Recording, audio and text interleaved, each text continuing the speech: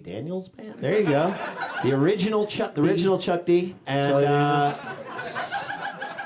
we were like, we gotta hang out backstage there. Oh my because God, Charlie Daniels, Southern man. rock. You don't know what could happen. There could be sacrificing a Jew baby backstage. Something. Burning a cross. Like, we gotta get back there and hang out. And so we're backstage, and it's like the lamest green room backstage area ever. bad. It's so quiet. And Charlie Daniels came back, and I remember he was wearing. He came back into the tent. He was wearing a towel around his neck that was way too small to be a towel post show. Right. It was like a washcloth. It was like flaring out. It looked like it was a prom. It was a tux It color. was weird. It was really weird. Bring it down to the nip. So his hands are behind his back, and he does the cardinal sin of shushing an already quiet green room. Like, he was the So only one awkward. making noise when he was like, guys, seriously, please, guys, yeah, if we could just, could you we're guys, like, you're the please only one just- talking, guys. could you, you're Seriously, please, guys, you're can I the get only some one. attention, Please, guys. So he quiets everyone down. He reveals what he's got in his hands, which are 2 bags of Ruffles with the Olestra. The stuff that makes you pee out of your tushy, right? So I'm like, they still make that? How does that? I thought that was like banned with like fen-fen or Right, something like that. exactly. No, he still had 2 full bags, and he says, Without any irony. without a hint of irony, he says to everybody there, he was like, all right, who wants to party?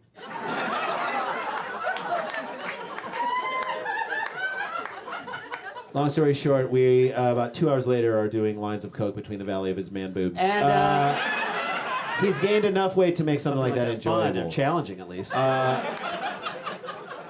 Longer story shorter, we are now email pen pals with him, cdaniels@earthlink.net. You did not hear it You from did us. not You hear did not it. hear that from us. You did not hear that from us. cdaniels@hotmail.com, his junk account. Too specific. All right, Too so specific. We emailed him back and forth, and we said, you know what? We got to get to the bottom of our favorite Charlie Daniels band song, "The Devil Went Down to Georgia." That the song was epic- amazing. It's an epic. Did you just so emailed him? Did you just fart that out one night, or did Yeah. you just come up with it, or did it happen over time? And he said there were several drafts. Apparently, "The Devil Went Down to Georgia" several times, and it wasn't always so confrontational. Right. So Who knew? who knew? So we asked him to email us the original draft, and we asked him if we could perform it. Now we're not singers, which is fine because neither was he. neither was he. Technically, he so really wasn't a great singer. So we would like to, for you right now, perform the original, The very first draft of "The Devil Went Down to Georgia," and it's a country western song. So get in the mood. You know what? You got to play the spoons. Do it. You want to drink some moonshine out of a turlet? Do whatever it. you have to do. Fuck your sister. Okay, so Whatever you have why did I do that? So Why would you go there? I don't know. So with your help tonight, we're going to perform the first ever. I don't know if this has ever been performed on stage, other than the millions of times we've done performed it. It's Yeah, never. so- I'll tell you this much: it's never been a hidden track on a CD before. That's right. I'll tell you that so much right now. What we'd like is your help, and we'd like Jenny. Can you crank the music? Crank please? it and enjoy this. Enjoy this. 'Cause You ready? All right. Here we go.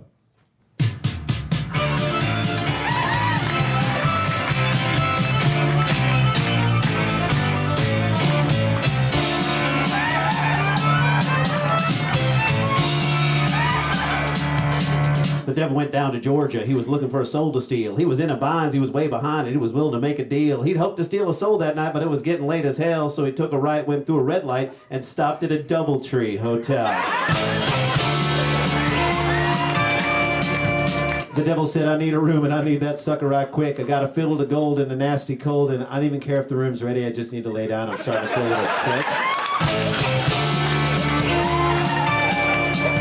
Then the devil opened up his case when the reservation clerk said no, and fire blew from his fingertips as he rosined up his bow. As he pulled the bow across the strings, it made an evil hiss, and a band of demons joined in, and it sounded something like this.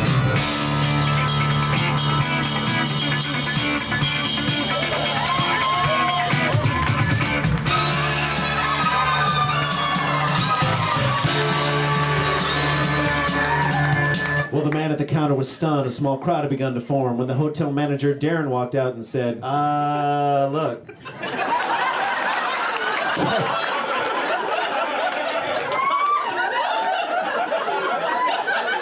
Can you not play the violin in here right now? It's like midnight, okay? We've already received a complaint from the double around the corner. There are a couple older Jews from Kansas City. You know how the Jews get when they don't get their sleep.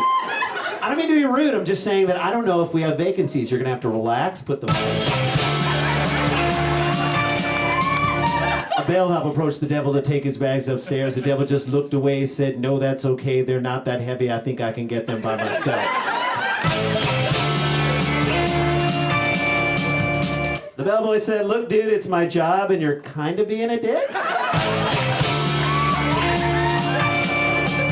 Well, the devil opened up his case and said, "I'll start this show," and fire blew from his fingertips as he rosined up his bow. As he pulled the bow across the strings, it made an evil hiss, and the devil shouted at the top of his lungs, "Let's see those Goldbergs bitch about this."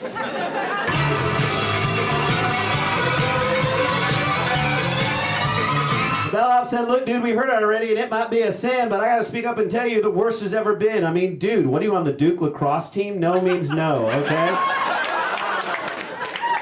I don't care if they didn't do it. I don't fucking care. Look, I'm telling you to stop, and I don't even like this job.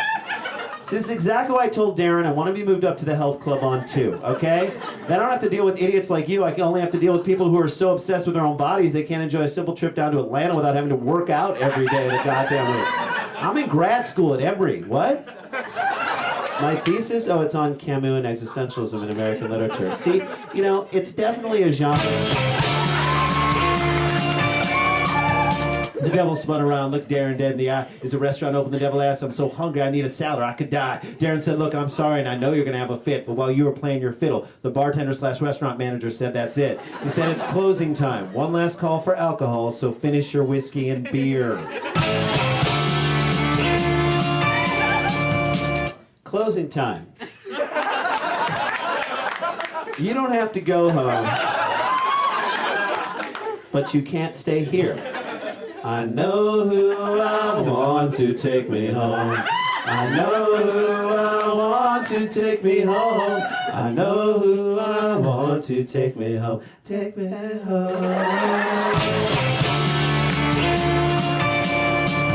Well, the devil just bowed his head because he knew that he'd been beaten. And he laid his golden fiddle at the hotel manager's feet.